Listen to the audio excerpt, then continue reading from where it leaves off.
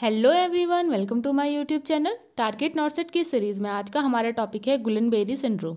गुलन-बेरी syndrome एक autoimmune disease होती है। ऑटो इम्यून डिजीज़ ऐसी डिजीज़ हैं जिसमें हमारी बॉडी की इम्यूनिटी हमारी बॉडी की हेल्दी सेल को डिस्ट्रॉय करती हैं। It is a rare autoimmune progressive polyneuronitis. ये एक रेयर बहुत कम होती है, ऑटो इम्यून है और प्रोग्रेसिव डिजीज़ है, मतलब धीरे धीरे बढ़ती रहती है। पॉलीन्यूरोनाइटिस का क्या मतलब है? Any disease that affect peripheral nerve collectively. कोई भी डिजीज़ जो हमारी बहुत सारी पेरिफेरल नर्व को साथ में अफेक्ट करती हैं उन्हें हम पॉलीन्यूरोनाइटिस बोलते हैं। That cause destruction of myelin sheath और peripheral nerve and some cranial nerve. तो इसके वजह से क्या होता है, जो माइलिन शीथ होती है हमारी पेरिफेरल नर्व की, उसका डिस्ट्रक्शन होता है। क्रेनियल नर्व की माइलिन शीथ भी डिस्ट्रॉय होती है। माइलिन शीथ हमारे नर्व सेल के एक्सॉन में प्रेजेंट होती है और किसी भी मैसेज के रैपिड ट्रांसमिशन के लिए रिस्पॉन्सिबल होती है। तो इस डिजीज़ में हमारी बॉडी की इम्यूनिटी हमारे नर्व सेल की माइलिन शीथ को डिस्ट्रॉय कर दे रही है, तो इसकी वजह से हमारी नर्व सेल का डीमाइलिनेशन हो जाएगा और जो मैसेज आएगा वो बहुत स्लो जाएगा।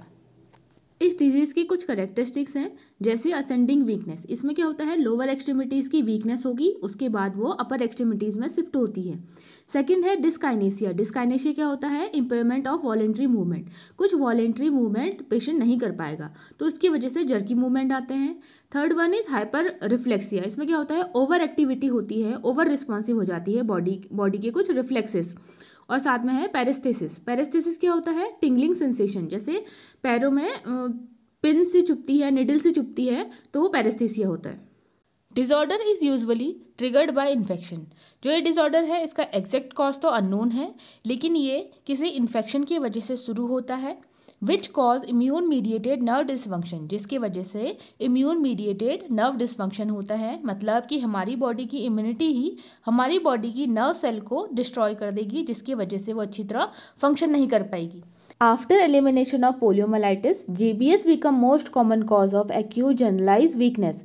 जो पोलियोमाइलाइटिस है इसकी वजह से भी जनरलाइज वीकनेस होती है और उसकी वजह से पैरालिसिस कॉज होता है। तो लेकिन पोलियोमाइलाइटिस अब एलिमिनेट हो गया है, जिसकी वजह से GBS अब मोस्ट कॉमन कॉज बन गया है एक्यूट जनरलाइज वीकनेस के लिए, और ये भी पैरालिसिस कॉज करेगा। Most of the patient recover completely but about 15% remain paralysed. इनमें से ज़्यादातर जो केसेस होते हैं वो रिकवर हो जाते हैं, सही हो जाते हैं, लेकिन जो 15% है वो पैरालाइज ही रह जाते हैं। हमने गुलन-बेरी सिंड्रोम का इंट्रोडक्शन पढ़ लिया है, अब हम इटियोलॉजी के बारे में देखते हैं। अब इटियोलॉजी क्या होता है, जब हम कॉजेज़ और रिस्क फैक्टर को साथ में बोलते हैं तो वो इटियोलॉजी है। अब जो इसका कॉज है, जो इसका एग्जैक्ट कॉज है वो अननोन है।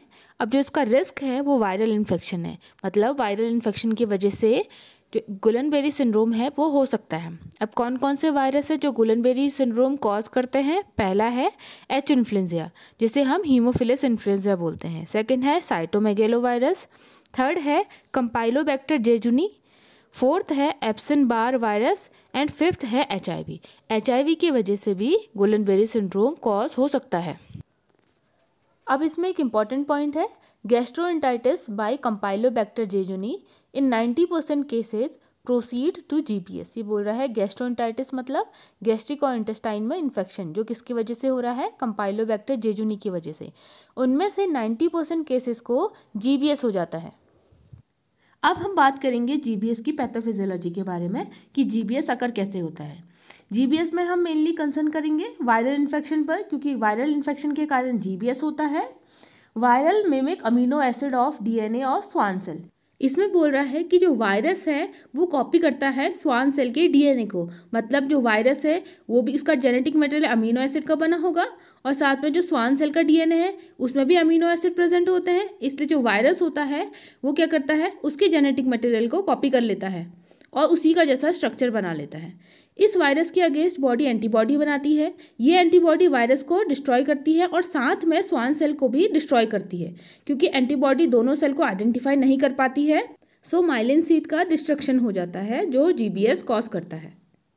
अब हम गुलन-बेरी सिंड्रोम के क्लिनिकल मैनिफेस्टेशन देखेंगे कि जब पेशेंट को गुलन-बेरी सिंड्रोम होगा तो उसके क्या क्या साइन एंड सिम्टम देखने के लिए मिलेंगे। तो सबसे पहला जो साइन है वो है पैरेस्थेसिस। इसमें क्या होता है, टिंगलिंग सेंसेशन होता है लाइक पिन एंड निडल। इसमें पेशेंट को सुई जैसी चुभती है। और क्या होगा, वीकनेस ऑफ लोअर एक्सट्रीमिटी, जो लोअर एक्सट्रीमिटी जो हमारे पैर है वो वीक फील होंगे। Gradual progressive weakness of upper extremity and facial muscles, अब उसके बाद जो लोअर एक्सट्रीमिटी में वीकनेस हो रही है फिर धीरे धीरे क्या होगी, ग्रेजुअली वो प्रोग्रेस होगी, बढ़ती जाएगी वीकनेस कहाँ को, अपर एक्सट्रीमिटीज़ में, मतलब अपर एक्सट्रीमिटीज़ हाथों में।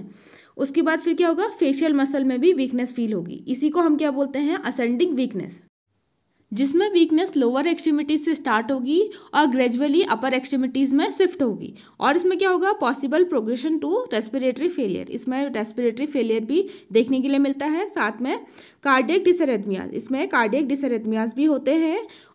मसल वीकनेस, हाइपर रिफ्लेक्सिया हमने पहले भी देखा था, ओवर रिस्पॉन्सिव हो जाएगी हमारी बॉडी। ये कहाँ से स्टार्ट होता है, स्टार्ट फ्रॉम लोअर एक्सट्रीमिटीज़, ये हमारा लोअर एक्सट्रीमिटीज से स्टार्ट होता है और ये भी क्या होगा, अपर एक्सट्रीमिटीज़ की ओर को ग्रेजुअली प्रोग्रेस होगा। अब इसमें कुछ क्रेनियल नर्व का भी डीमाइलिनेशन होता है, मतलब जो माइलिन शीथ होती है न्यूरॉन की वो डिस्ट्रॉय हो जाएगी। तो अगर सबसे पहले कौन सी नर्व आती है, ऑप्टिक नर्व, अगर ऑप्टिक नर्व का डीमाइलिनेशन हो जाएगा तो क्या कॉज करेगा, ब्लड विजन मतलब धुंधला दिखना, डिप्लोपिया मतलब डबल विजन, और साथ में ब्लाइंडनेस भी हो सकता है। जो नेक्स्ट नर्व है वो है ग्लोसोफेरेंजियल नर्व, अगर इसका डीमाइलिनेशन हो जाएगा तो क्या कॉज करेगा, डिस्फेजिया क्या होता है, impairment of ability to speak, अच्छी तरह क्या नहीं कर पाएगा, बोल नहीं पाएगा। जो नेक्स्ट क्रेनियल नर्व है वो है वेगस नर्व हमारी लॉन्गेस्ट क्रेनियल नर्व होती है, अगर इसका डीमाइलिनेशन हो जाएगा तो इसकी वजह से कार्डियक डिसफंक्शन होंगे। तो इसकी वजह से क्या क्या सिम्टम देखने के लिए मिलेंगे, हाइपरटेंशन भी हो सकता है या हाइपोटेंशन भी हो सकता है, साथ में ट्रैकीकार्डिया भी हो सकता है और ब्रेडिकार्डिया भी हो सकता है। इस वीडियो में हमने गुलन-बेरी सिंड्रोम का इंट्रोडक्शन देख लिया है, इटियोलॉजी देख ली है, पैथोफिजियोलॉजी और क्लिनिकल मैनिफेस्टेशन देख लिया है। अब इसका जो डायग्नोस्टिक इवैल्यूएशन है, मैनेजमेंट है, वो हम नेक्स्ट वीडियो में पढ़ेंगे। अगर आपको ये वीडियो अच्छी लगी हो तो please like and subscribe my channel and press the bell icon, जिससे आपको आने वाली वीडियोज़ का नोटिफिकेशन मिलता रहे। Thank you.